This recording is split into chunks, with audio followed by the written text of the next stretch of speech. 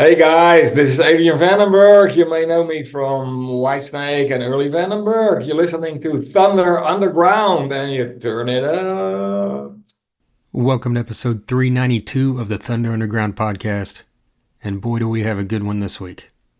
Adrian Vandenberg, the legend himself, the Flying Dutchman, is in the house for this episode of the podcast. That's amazing. Of course, you know Adrian Vandenberg from his namesake band, Vandenberg, and from the classic era lineup of Whitesnake. Yeah, I say that. You know there's been lots of different lineups of Whitesnake. But I say classic era because Vandenberg was in the band at their most highest successful point, 86 or so, until about 90, and then again, rejoined again in the mid-90s. But during that period, self-titled album came out with Here I Go Again, Is This Love, Still the Night, and then the next album, Slip of the Tongue, with of course Slip of the Tongue and Now You're Gone. Bad Boys on the self-titled, all these great tracks that we all know and love. Adrian Vandenberg is here to talk about that and of course talk about new music from Vandenberg, talk about his current tour with Jeff Tate, and a lot of other cool things. So we're going to jump into that very shortly, but first I need to let you know who we're sponsored by. DEB Concerts, a concert promoter based right here in the Tulsa area, has been bringing great acts to this area for many years now. They also book the Roadhouse stage at Rocklahoma every year, and that lineup from Rocklahoma should be coming very soon.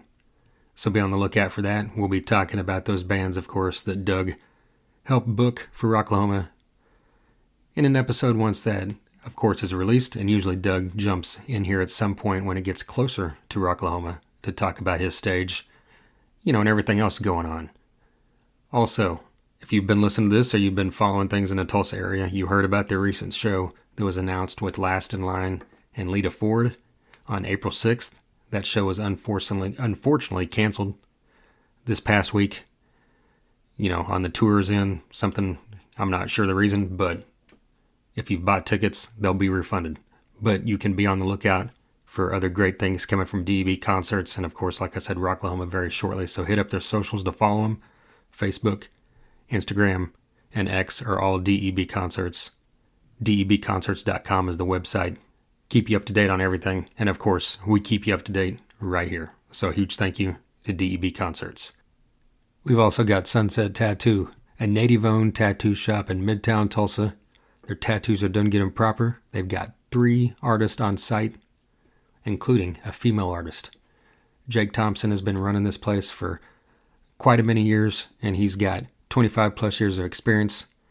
If you hit him up ahead of time, you can go in to talk about what work you're looking to have done. They also accept walk-ins. And of course, you can schedule as far in advance as you need to. So hit him up on the socials or give him a call to set up the appointment to talk about what you're looking to have done. I can speak from experience. I've had work done by Jake more than once, including one just today, the day I'm recording this. If you're listening to this on Friday, the day I dropped it, I got a tattoo yesterday. So check out the socials here very soon. I'll be blasting it on the Thunder Underground social because it is music related. But hit up Sunset Tattoo and of course tell him you heard about him right here on Thunder Underground. All right, I'm going to jump right into this. Adrian Vandenberg. Got a great interview with him, a little over 20 minutes. He's out on tour right now, co-headlining with Jeff Tate, of course, the lead vocalist of the original lineup of Queensryche. Jeff Tate has also been on this podcast previously, about 2 years ago. That was a fantastic and a fun one, so check that one out if you have not. But speaking of Whitesnake and past members that may have been on this episode, Adrian Vandenberg is the 4th past member of Whitesnake to appear on this podcast. However, he is the first from that, like I said, that classic era lineup. The first from, the kind of 80s and early 90s heyday of Whitesnake. However, Vivian Campbell was on this podcast. And he was in the band, before Adrian, but it was for like a 1-year period. Many years later, Reb Beach joined, and he's been in the band now for over 20 years. Which makes him, I believe, the longest tenured member of Whitesnake outside of David Coverdale. I think probably even more than Tommy Aldridge if you add up his time, or it's probably about the same. And then also Brian Tishy, the amazing, amazing drummer that comes from that same school as Tommy Aldridge. He was in Whitesnake in the early teens, probably like 2010 to 14, something like that. I got the chance to see him live with them a couple times. Phenomenal drummer. He's been on here twice. But now we've got Adrian Vandenberg, who is the guitarist. During the time period of, like I said, the self-titled Slip of the Tongue, of course, the Live at Donington 1990 that came out many years later on the 30th anniversary here in 2020. And then he was also a part of the album Restless Heart that came out in 97, I believe. Adrian Vandenberg, of course, had a couple albums with Vandenberg, I believe 3 albums in the 80s, and he's now had 2 since. He's reformed Vandenberg with a new lineup here in the past 5 years or so. He had Vandenberg's Moon Kings going on for 6-7 years there, around 2008 to 2010, up until 2016, 2017, and then he shifted back into Vandenberg. They've released 2 albums since. Ronnie Romero sang on the first one. Mats Levin is singing on the current one. Mats Levin is in the band now as the vocalist. And dude, you gotta check this album out if you have not heard it. It's called Sin. It came out last year in 2023. Pretty late, I think like August or September. So it hasn't been out there, longer than 6-8 months. And you need to check this thing out. It is just slamming. If you love Vandenberg or Whitesnake with just a little bit more amped up, a little bit more heaviness, a little bit more grittiness in the vocals, but very much in that blues, heavy blues rock vein that Adrian Vandenberg specializes in. You got to check this out. I promise you, you will not be disappointed. With all that being said, we talk a bit about that album. And of course, we talk about, like I said, Whitesnake, Vandenberg, and everything else going on in between. Adrian Vandenberg is also a fantastic songwriter, as you can hear with the Whitesnake songs he was a part of. He, of course, recorded one of the most epic and well-known solos in the history of rock and roll. That solo on Here I Go Again. Here I Go Again is an all-time classic song that even people that don't even listen to rock music are familiar with. That alone puts this man squarely in an elite status that very few people can stand in. Because I can tell you right now that if you're listening to this, you're a fan of rock and roll. You know the song Here I Go Again, and you can hear it in your head, and you can hear that solo. And that's not the fact for, even well-known songs. You can think about it, but the solo doesn't jump out to you. He gives a bit of detail on his process and what goes into it, and how he crafts solos to this day and how he performs them live. So I'm really looking forward to everybody hearing this. Let's just jump right into this. Here, my friends, is Adrian Vandenberg, formerly of Whitesnake and currently of Vandenberg.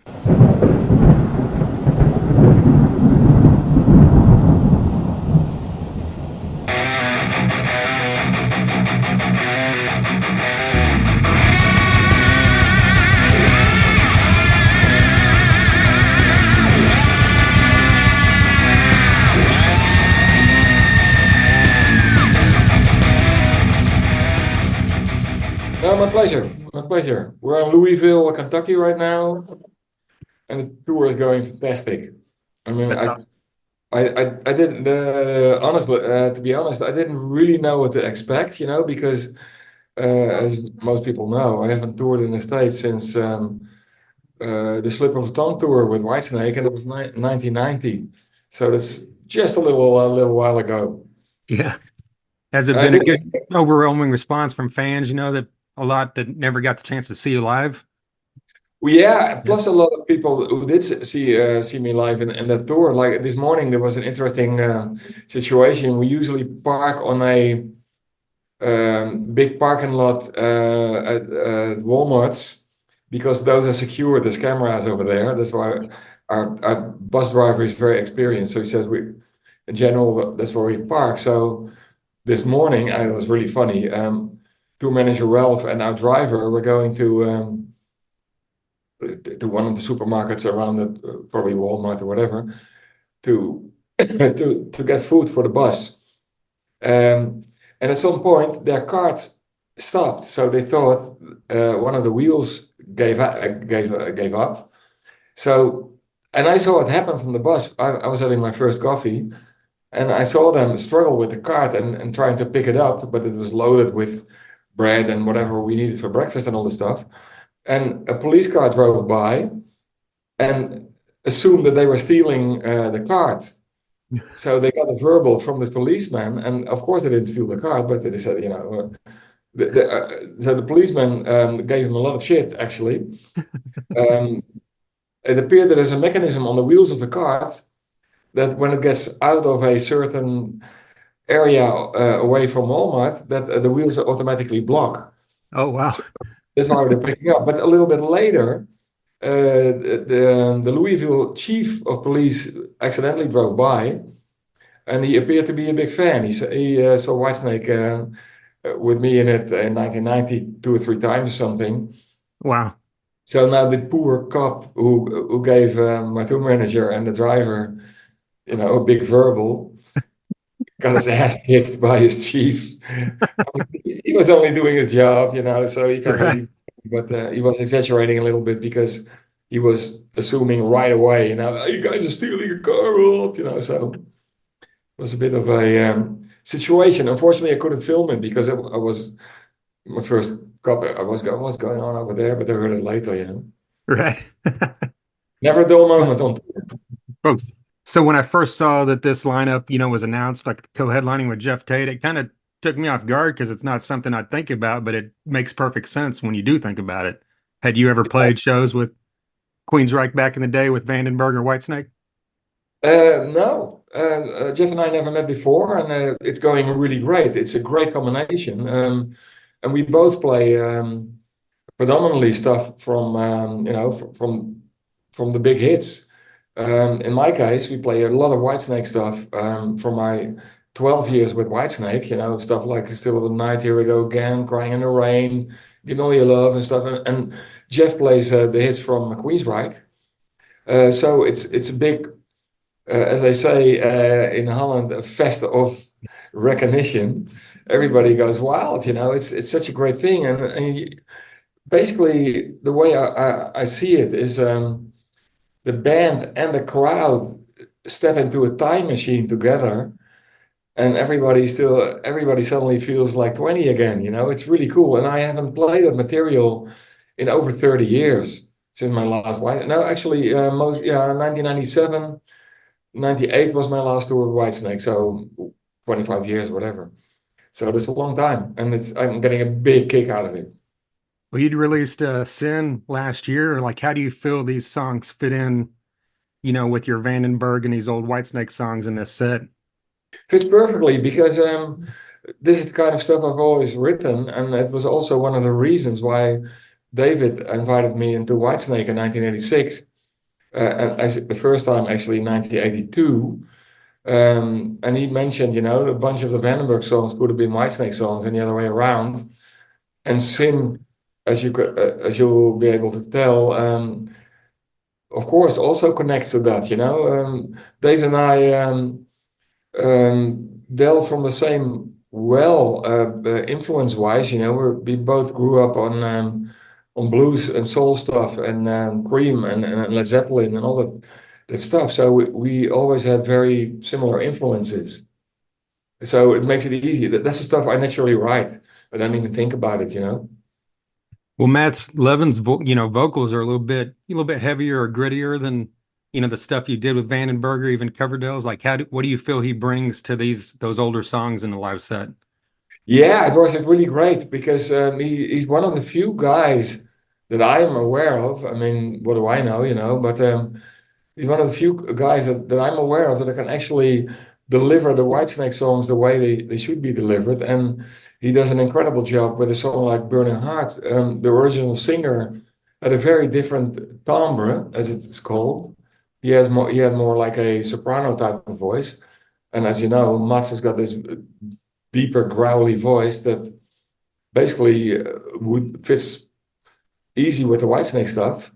Yeah. But he makes all the songs his own. He's a real singer, so he does not try to copy anybody. Although a lot of people say, well, he sings like Coverdale. Well, if you listen carefully, every people should be able to hear that he gives his own interpretation. It would basically be the same thing as if my niece, who's a professional violin player in classical orchestra, if people would accuse her of trying to sound like Mozart or Bach or Beethoven or those Right. guys.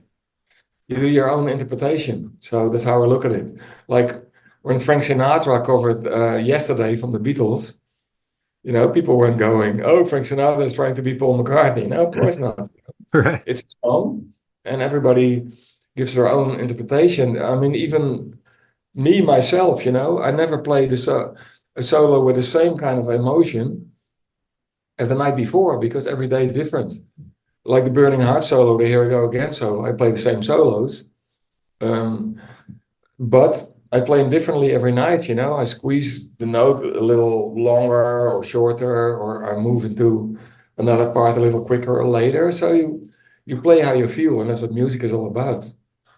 I mean, I guess kind of going into that when you craft a solo, because I've always read stuff, from, big fans of you or just guitar work in general saying that, you're up there with Schenker and Randy Rhoads as far as crafting solos. So like when you write a solo, are you thinking of it as its own, like its own song, its own piece of music, separate from the song itself?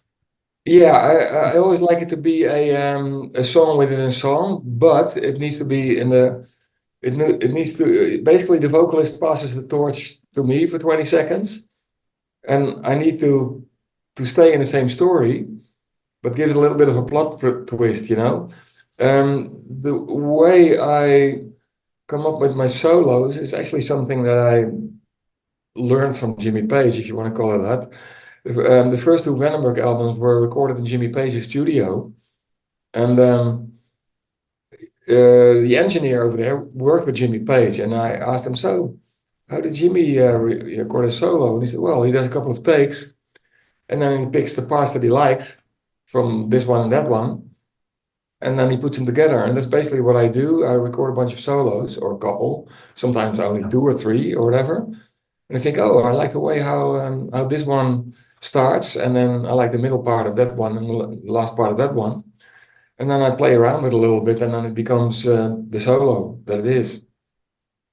So So it's that process has been pretty consistent for you throughout the past 40 plus years. It hasn't changed as you've gotten older on the newer music or not really, but I'm focusing on different things. Ever since I had the well-publicized wrist problem during the 1990 recordings of the Slip of the Tongue album, it appeared to be resulting from a car crash in the early 80s where I developed two neck hernias that are pressing against the nerve that triggers the index finger and the thumb and these tendons and all the stuff. So over the years after that, when I wasn't aware of that, I apparently started building up more and more tension in order to get those that playing out, squeeze it out of my hands, so to speak, with force. So after I had two neck operations in the States in 2000, in Florida actually. I have two little scars over here. It was an interesting procedure. They didn't do it in Holland at the time yet. They go in behind your Adam's apple. It sounds a little gross. With a little tube that has a camera on it and a laser beam and a little scissor. So they cut the neck hernia off, and then they burn with laser. They close the little wound, so to speak. But it never completely healed. So as a result of that, I have changed my techniques over the years, because for me, technique is a means to express an emotion. So whether I do it this way or that way, as long as I can get that emotion across.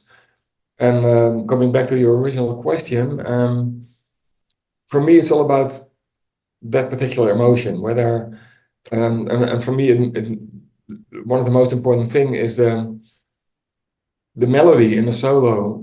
A big part of a solo, for my taste, should be almost singable, like a great trumpet solo by Chet Baker, or like my heroes are guys like Brian May, Billy Gibbons, Leslie West, Jeff Beck. Those are all very melodic players, and a lot of players forget that Eddie Van Halen was a very melodic player too. He played live.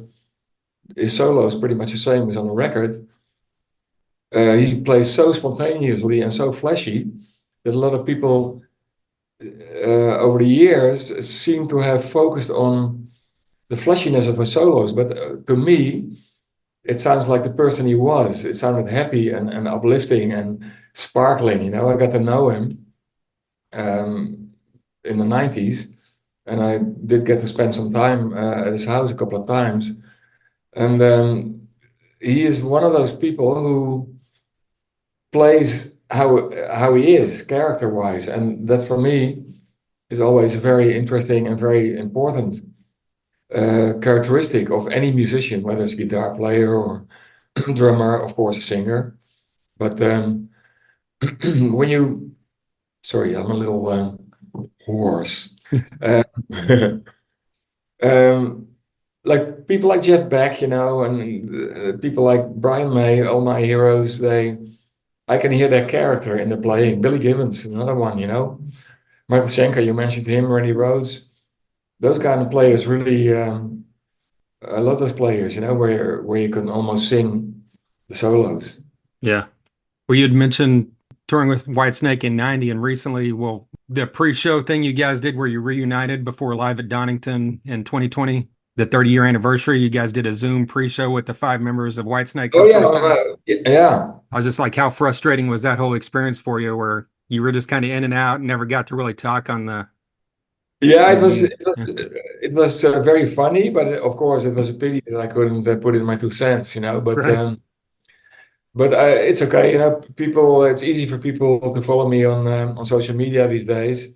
Yeah. So whatever bullshit I launch into virtual space, people either appreciate it or they don't. Right. Uh, but I'm enjoying it. I'm really enjoying the fact that you can be in contact with your fans and you can answer questions and that kind of stuff, you know. So yeah, these are different times. What I find interesting, to put it that way, is that a lot of people suddenly consider themselves music journalists, and that's like, you know, not everybody is a baker or not everybody's a carpenter, Yeah. and people kind of, you know, voice their opinion in a relatively anonymous way about everything and anything, and that has changed the times and the way people communicate with each other. So that's not always a plus, I think, you know, because there's a lot of frustrated people and angry people around who get a kick out of, you know, saying something stupid about the situation or about in the COVID period, for instance, everybody was suddenly a COVID specialist, you know. Right. Everybody knew it better than anybody else, and you go, oh man, you know.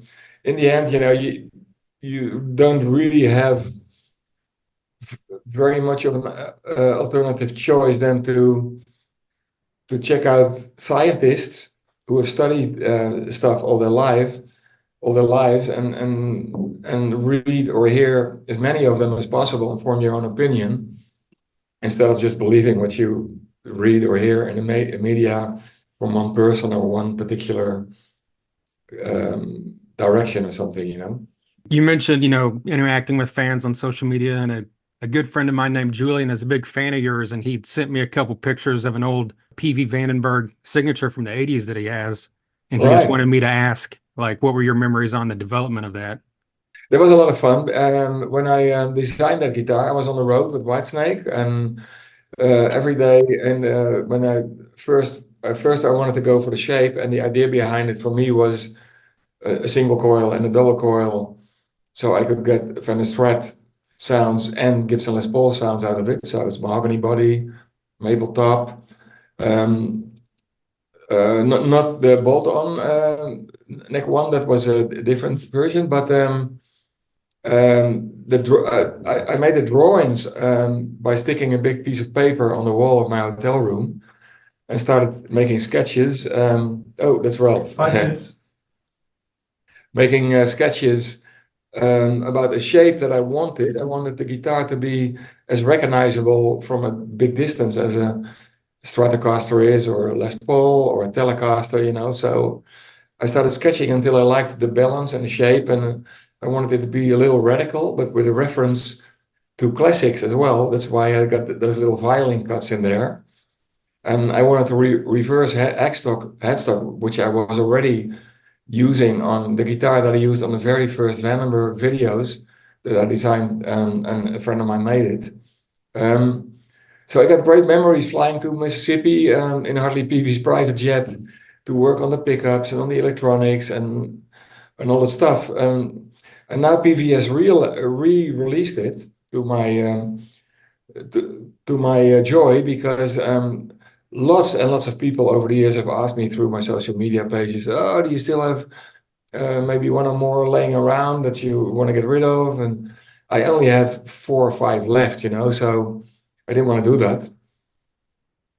But I'm really happy that the people who like that guitar have a chance to get into it again. And PV put out like a premium version. It's better than the old one even, because it has premium parts on it, and Seymour Duncan pickups, the top of the line Floyd Rose thing. So it's a guitar that you can put easily against $4,000 or $5,000 guitars. I'm sorry, I sound like a second-hand car tire salesman, but I'm really, No. I'm really passionate about this guitar, and it's a lot of fun developing it and putting my ideas into a guitar that I really want to play. Final question for you. I mean, one of my favorite Whitesnake songs from the 80s is Now You're Gone. And I know, Oh, co-wrote that entire album. What are your specific memories as far as writing that song, with David and how that went? yeah, I wrote the music for that song on the road on my 4-track little cassette recorder. And the way we usually worked was that once they had the musical basis, David and I got together and then took it from there. And then David puts his vocal lines on it and his lyrics. We had a great working relationship. What we talked about before, we have the very similar influences in our music taste. So it usually went seamless. And yeah, Now You're Gone is one of my favorites too. It's also probably my favorite video, at least one of them. Together with Still of the Night and Here We Go Again. But this one was us on the road with all the fun and all the traveling and all the stuff in there. If you remember it, the black and white one. Yeah. Definitely my favorite one because it wasn't as glossy as the other ones. And I'm a, down to earth, feet in the mud, shut up and play kind of guy. Yeah. So that's why I liked that video too. And yeah, that song is very close to me still. It's one of the ones that I'm really, really proud of. I haven't seen the video in a while, but wasn't it you in the video that signed her butt or hot thigh or something? Yeah, man. Oh, If people would only know what I've signed over the years, yeah. some things are refused, but other things you do it. So Right. as long as it's within certain boundaries, so to speak. Right. All right, man. Well, I appreciate you taking the time with me today. I absolutely love Sin, and I'm looking forward to seeing you live. I'm going to see you at the Tulsa show next week. All right, man. Thanks so much for your time, and bye to everybody. I hope to see everybody on the road somewhere because we're definitely going to come back. Definitely. I'm so happy to tour the States again. It's great. It's such a part of my life, the 12 years with Whitesnake. It was like absolute one of the highlights in my career so far, and I'm just getting started. Right on. There you go, Adrian Vandenberg of Vandenberg and Whitesnake fame. A huge thank you to Stephen Karras of SKH Music, and of course, a massive thank you to Adrian for taking some time out there to hit me up on Zoom while he was out on the road. As you heard early on in that interview, he was in Lexington, Kentucky when we talked. He had that great, funny story there involving the police.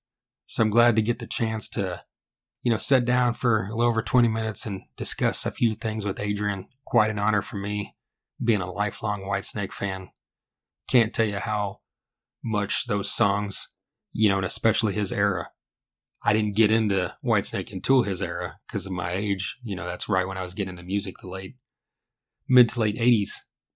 And they're just one of the bands that hit me. I became a big fan of and stuck with ever since.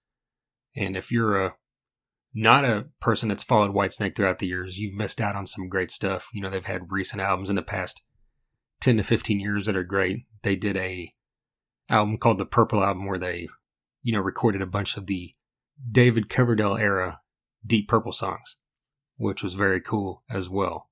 But back to Adrian Vandenberg, you can hear those Whitesnake albums he was a part of. You can hear the Vandenberg albums from the 80s. But you also need to check out the current Vandenberg album called Sin that just came out in 2023. Like I said earlier, it's a slammer. It's amazing. You'll love it. Also got to ask that question from my friend Julian.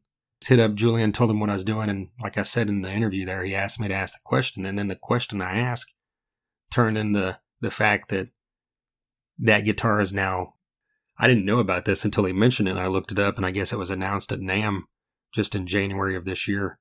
So it should be coming later this year. Be on the lookout for that if you're a guitar enthusiast.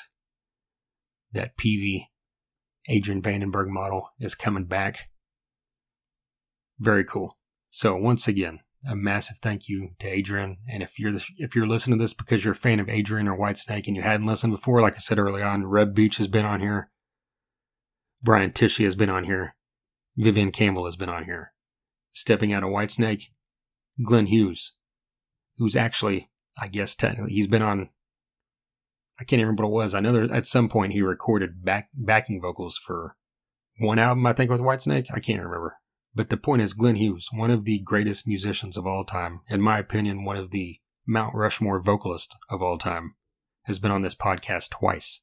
That is one of my biggest honors ever doing this podcast, or pretty much doing anything. The fact that I got to talk to Glenn Hughes in 2 separate occasions. But we've been all over the place with artists like Gene Simmons from Kiss, Frank Hannon from Tesla has been on multiple times, Brian Wheat from Tesla, Jack Russell from Great White was on here recently, Mark Kendall from Great White's been on a couple times. I've had on members of Shinedown when you're talking about more modern stuff, Saliva, Hellstorm, Seven Dust, Corrosion and Conformity, getting a little heavier, Testament, Megadeth. Dee Snider has been on here before. Like I said earlier, Jeff Tate, formerly of Queensryche, has been on here. We've branched out and had people like Shooter Jennings, and the very incomparable Vanilla Ice has been on here. It's just wild to say that as well. But so many great artists throughout the years. Dizzy Reed of Guns N' Roses. I could just keep rambling. Gus G of Firewind and formerly of Ozzy was on here recently. I've had some great ones recently. Brian Tatler of Diamond Head and now of Saxon has been on here. Biff Byford from Saxon has also been on here. Damon Johnson of Leonard Skinner, Thin Lizzy, Brother Kane, and a bunch of other things has been on here more than anybody in history. So, dig those up. But again, Adrian Vandenberg is here, and if you're listening for the first time, really appreciate it. Wherever you're listening, hit like, follow, subscribe, or whatever it is so you don't miss future episodes. And speaking of future episodes, Mirith, a progressive metal band out of Tunisia. I interviewed one of their members recently. Breaking Benjamin, Keith Wallen, the guitarist for the past decade. I interviewed him recently. Corey Glover and Vernon Reed of the band Living Color. I sat down with both of them recently when they were in Oklahoma City. Holy shit, was that a fun one, and that's coming very, very soon. Mike Mostert and Tony Cavino of In Theory have been on here in the past, and they are coming back once again very soon. I've also got a couple exciting ones to be recorded very soon, and those will be announced once they happen. So follow us on the socials. Facebook, Instagram, X, TikTok. It's Thunder Underground. TheThunderUnderground.com is the website. You can listen to this podcast right there. You can listen to it pretty much anywhere podcasts are heard, like Spotify, Apple Music, all that great stuff. If you see a post or anything on any of the social media platforms or anywhere you see the podcast, just click like or comment an emoji or share it. Those things help out greatly, more than you can imagine. But all right, I'm going to stop rambling and get out of here for this week. Once again, a massive thank you to Stephen Karras, SKH Music, Sunset Tattoo, DEB Concerts, and Adrian Vandenberg. And until next time. Thunder Underground, y'all.